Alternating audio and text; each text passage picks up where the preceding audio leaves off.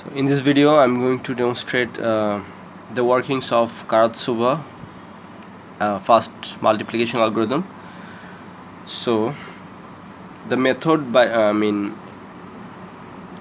objective of creating this video is that I want to compare my algorithm with Karatsuba. In my previous video I claimed that my method of multiplication outruns the efficiency of Karatsuba. So now after looking at the inner workings of the Karatsuba algorithm, we'll be able to decide which one's faster. So this is how Karatsuba works. You take two numbers, you have to make a quadrant. You need to split it up into four halves.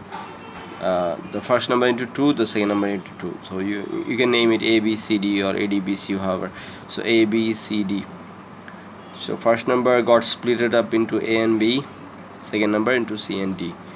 So next thing you do, so by doing this, actually what you are doing is you are doing this 10 to the power m. M means middle of index.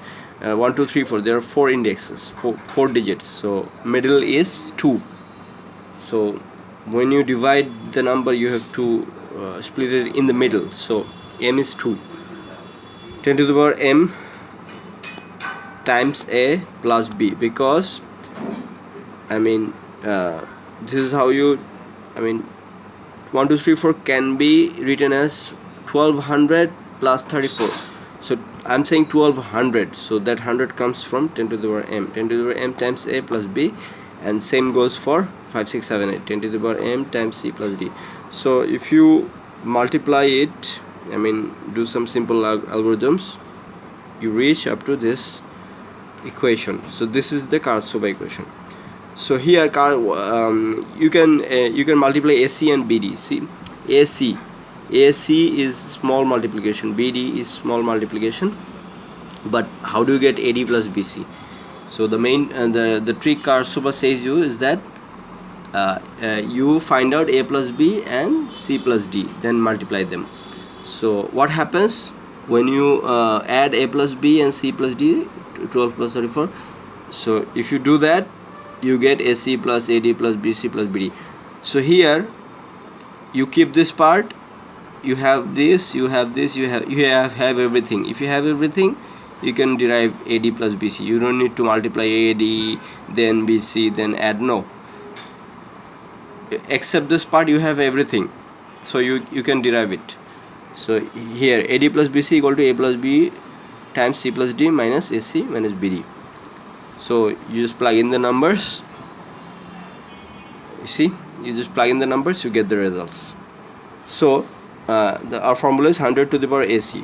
So 100 to the power m is 100 to the power 2 is 10 zeros. So 10 zeros times AC. So you see, these two answers match up correctly. So the reason I told you that my method was easier and faster, because there are in my method there are not so much steps and so much complexity like this, and in this algorithm we don't see any caching. We are not getting any advantage when we multiply, and it's quite long, and there is no clear instruction how to divide this up. And this is divide and conquer, and this is recursive. You apply the recursive solution here. So in my algorithm there is no such recursion. The recursive loop can take some time, quite some time. So this algorithm has n to the power 1.59, and I haven't yet calculated mine, but I believe that will be less than 1.59. The regular method we follow is has a complexity of n square. So these algorithms are quite a lot of improvement. So thanks for watching, and see you in the next one.